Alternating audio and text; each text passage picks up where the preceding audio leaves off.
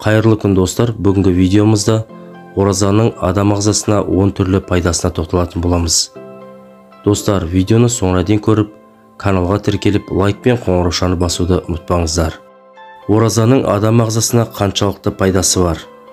Бірінші, жасушалар жаңарып, ескілер жойылады. Екінші, қант ауруына тосқауыл болады. Үшінші, артық салмақтан арылуға әсер етеді. Төртінші, тері ауруларына пайдалы. Бесінші, тұз байлану ауруына әсері. Алтыншы, қан қоюлануының алдын алу.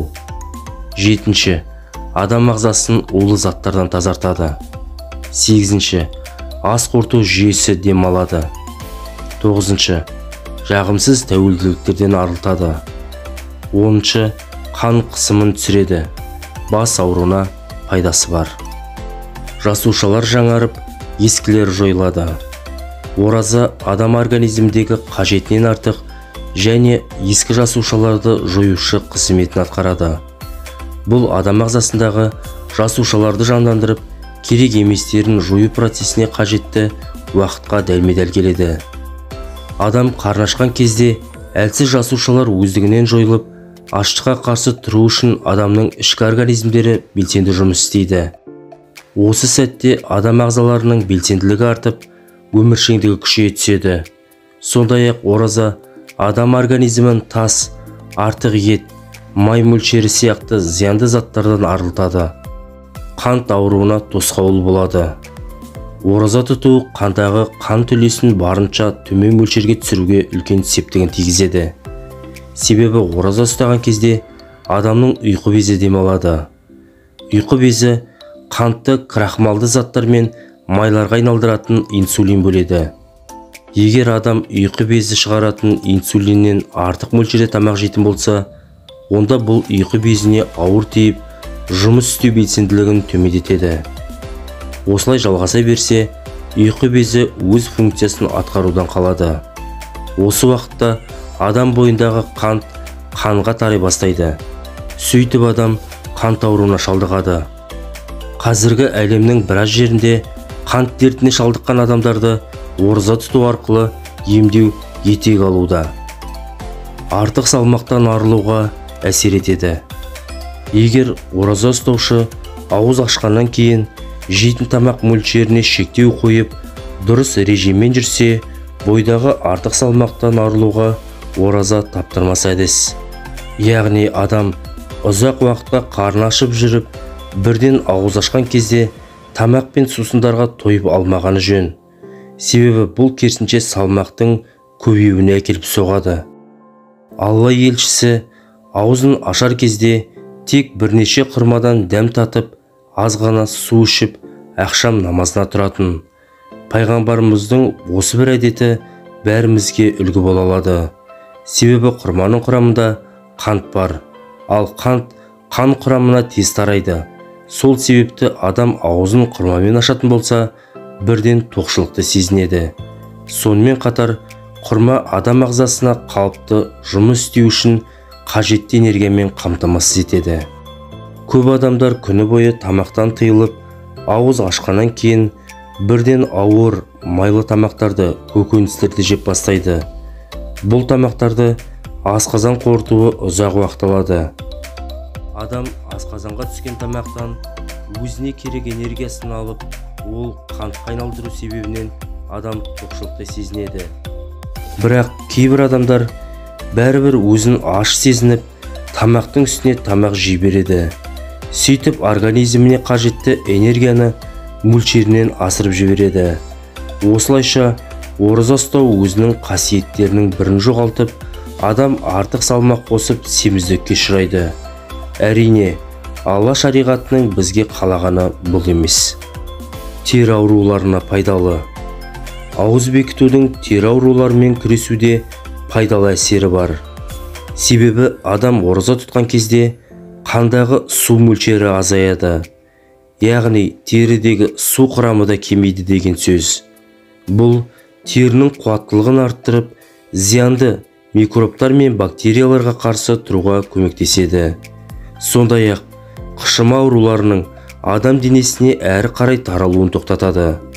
Терінің майлануы және аллергиядан жазылуға оң әсерін тигізеді. Тұз байлану ауруына әсері. Бұл дерт көп тамақтанудан, әсіресе еттен жасалған өнімдерді көп тұтынудан пайда болады. Сондай-ақ адам шамадан тыс тамақ жегенде бұлшық еттегі протеин құрамы тым көбейіп бұзыла бастайды. Бұл адам буындарына, әсіресе аяқтағы үлкен бармаққа несеп қышқылының жиналуына әкеп соғады. Адам тұз байлану ауруына шалдыққан кезде әлгі буындар ісініп қызарады да ауыра бастайды. Сондай-ақ қандағы несеп тұзының мөлшері көбейіп, ол бүйрекке жиналып тұнады. Бұл процесс ақырында бүйрекке тас пайда болуына әкеліп соғады. Сондықтан тамақ пен судан тыйылып, біраз уақытта ауыз бекіту бұл дертті емдеудегі ұтымды жол. Қан қоюлануының алдын алады. Көптеген мұсылман және мұсылман емес ғалымдары ауыз бекітудің денедегі майдың құрамын азайтумен қатар холестерин мөлшерінде бәсеңдететінін жарыса айтады. Холестерин дегеніміз ол қан тамырларына тұнатын зат. Денедегі майдың құрамы көбейген сайын холестерин мөлшері де ұлғаяды. Бұның арты қан тамырларының майлануы дертіне және жүрек пен мидағы қан қоюлануына әкеліп соғады. Адам ағзасын улы заттардан тазартады.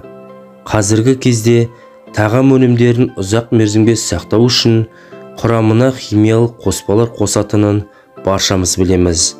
Бұл өнімдер адам асқазанына түскен кезде улы заттарға айналып, денедегі майдың ішіне сақталып қалады. Адам ұзақ уақыт тамақтан тыйылуы әлгі майдағы улы заттардың еруіне әкеледі. Оған қоса адам организмін улы заттардан қорғауға жауапты бүйрек, бауыр сияқты ағзаларға өз функцияларын атқаруға көмектеседі. Сондай-ақ ауыз бекіту кезінде дұрыс тамақтанып, артық тағамнан бас тартатын болса, бұл организмнің иммунитетін күшейтеді. Ас қорыту жүйесі демалады. Ауыз бекіту ас қорыту жүйесінің демалуына мүмкіндік береді. Дегенмен, адам организмі өзінің табиғи функцияларын атқарады және тамақ қорытылуға арналған сөл әдеттегіден аз мөлшерден бөлінгенімен, сөл бөлу процесі қалыпты жағдайда өз қызметін атқара береді. Бұл адамның сөл бөлу жүйесін жақсартады, бір қалыпқа түсіреді. Бірақ бір ескере кететіні, ораза ұстаған кезде асқазан қышқылдық бөлуді тоқтатпайды. Яғни, асқазанда жарасы бар адам ауыз бекіту кезінде абай болу қажет. Жағымсыз тәуелділіктерден арылтады. Жағымсыз тәуелділіктер десе, алдымен көз алдымызға түтіні бұрқыраған темекі келетіні хақ. Өкінішке орай, оған тәуелділіктен жай адамдарды айтпағанда, 5 уақыт намазын оқып жүрген бауырларымыздың арасында да зардап шегіп жүргендері бар. Сондай кісілер үшін Рамазан айы арам әдеттен арылуға таптырмайтын кезең. Қан қысымын түсіреді. Бас ауруына пайдасы бар. Ауыз бекіту қан қысымын түсіруге және қанның қоюлану қаупін азайтуға бағытталған табиғи жол. Өйткені адам ұзақ уақытқа тамақтан тыйылған кезде бойға қажетті энергияны жеткізу үшін организм денедегі маймен қоса глюкозаны жаға бастайды. Сондай-ақ адам бойындағы тамақ құрамы және адреналин сияқты гормондар азаяды. Бұның бәрі бойдағы қан қысымының түсуіне әкеледі. Достар, видеоны соңына дейін көрген болсаңыздар, каналға тіркеліп, лайк пен қоңыраушаны басуды ұмытпаңыздар.